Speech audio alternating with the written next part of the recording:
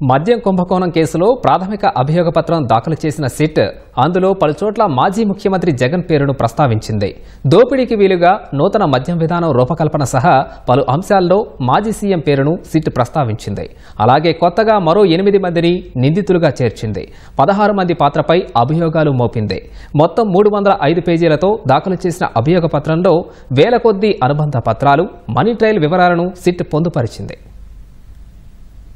YCP హయాంలో జరిగిన వేల కోట్ల మద్యం కుంభకోణం కేసులో సిట్ అధికారులు శనివారం సాయంత్రం ప్రాథమిక అభియోగ పత్రం ప్రిలిమినరీ ఛార్జిషీట్ దాఖలు చేశారు. నాటి ముఖ్యమంత్రి జగన్ పేరును దీనిలో పలుమార్లు ప్రస్తావించారు. ముడుపులు కొల్లగొట్టేందుకు వీలుగా నూతన మద్యం విధానం రూపకల్పన, తదనుగుణంగా తీసుకున్న విధాన నిర్ణయాలు, నేరపూరిత కుట్ర, దాని అమలు, ముడుపుల సొమ్ము ఎలా వసూలు చేశారు, ఎలా మళ్లించారు, ఎక్కడికి మళ్లించారు అనే అంశాలను ఛార్జిషీట్లో సమగ్రంగా వివరిస్తూ ఆయా సందర్భాల్లో కొన్ని చోట్ల జగన్మోహన్ రెడ్డి పేరు ప్రస్తావించారు. అయితే ఈ అభియోగ పత్రంలో ఆయన్ను నిందితుడిగా చేర్చలేదు. దర్యాప్తు కొనసాగుతున్నందున తదుపరి దశలో దాఖలు చేయబోయే అనుబంధ అభియోగ పత్రాల్లో జగన్ ప్రమేయంపై స్పష్టత రానుంది.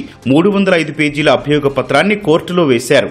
70 వాల్యూమ్లతో కూడిన వేల అనుబంధ పత్రాల్ని దానికి జతపరిచి న్యాయస్థానంలో సమర్పించారు. ఈ కేసులో ఇప్పటి వరకు 40 మంది వ్యక్తులు, సంస్థలను నిందితులుగా చేర్చగా తాజాగా మరో 8 మందిని నిందితులుగా పేర్కొన్నారు. మొత్తం 16 మందిపై అభియోగాలు మోపారు. ప్రధానంగా మనీ ట్రయల్ కు సంబంధించిన వివరాల్ని సమగ్రంగా పొందుపరిచారు.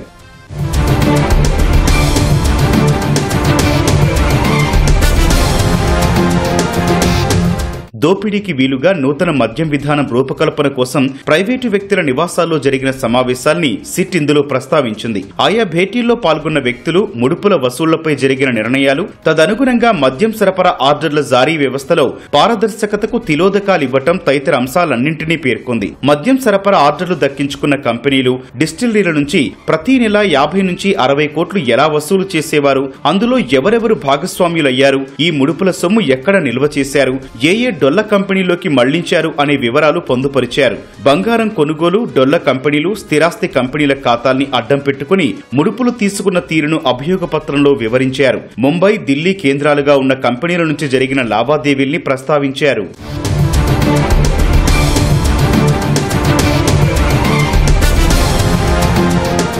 ఈ కేసులో ఇప్పటి వరకు 62 కోట్ల సొత్తును జప్తు చేశారు. అది ముడుపుల సొత్తేనని మనీ ట్రయల్లో తేలిందని అభియోగ పత్రంలో పేర్కొన్నారు. ఈ సొమ్మును ఎక్కడెక్కడ భద్రపరిచారు, ఆ డెన్ల వివరాలు, గత ఎన్నికల్లో వైసీపీ అభ్యర్థులకు పంపిణీ కోసం ఆ సొత్తు తరలింపు తదితర అంశాల్ని పూర్తి ఆధారాలతో అభియోగ పత్రంలో వివరించారు. ముడుపులకు సంబంధించిన నోట్ల కట్టలతో నిందితులున్న వీడియోలను జత చేశారు. కుట్ర రూపకల్పన, దాని అమలు, ప్రభుత్వ ఖజానాకు కలిగించిన నష్టం, డొల్ల కంపెనీలు, హవాలా లావాదేవీల ద్వారా ముడుపుల సొమ్ము తరలింపు సహా ఈ కుంభకోణం దశలన్నింటినీ అభియోగ పత్రంలో ప్రస్తావించారు. ఈ మొత్తం వ్యవహారంలో ఏ నిందితుడి పాత్ర, ప్రమేయం ఏంటి అనేది పూర్తిగా వివరిస్తూ అభియోగాలు మోపారు. ఆడియో, వీడియో రికార్డులు, ఫోరెన్సిక్ నివేదికలు, సిడిఆర్ వివరాలు పొందుపరిచారు.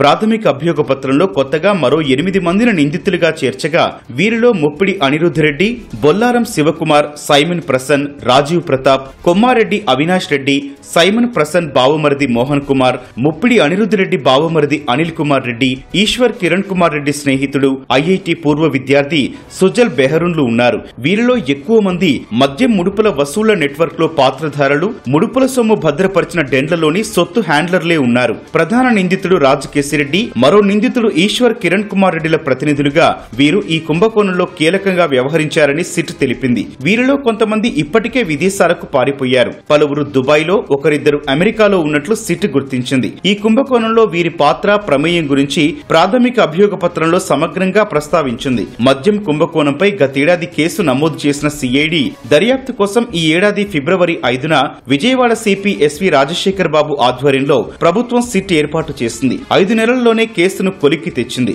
ఎంపీ మిథున్ రెడ్డితో కలిపి 12 మందిని అరెస్టు చేసింది. తొలి అరెస్టు నుంచి 88 రోజుల్లోనే ప్రాథమిక అభియోగ పత్రం దాఖలు చేసింది. తదుపరి దశలో ఇంకా లోతుగా దర్యాప్తు చేసి కీలక నిందితుల్ని బయటకు తీసుకురావడంతో పాటు ఎప్పటికప్పుడు అభియోగ పత్రాలు దాఖలు చేయనుంది.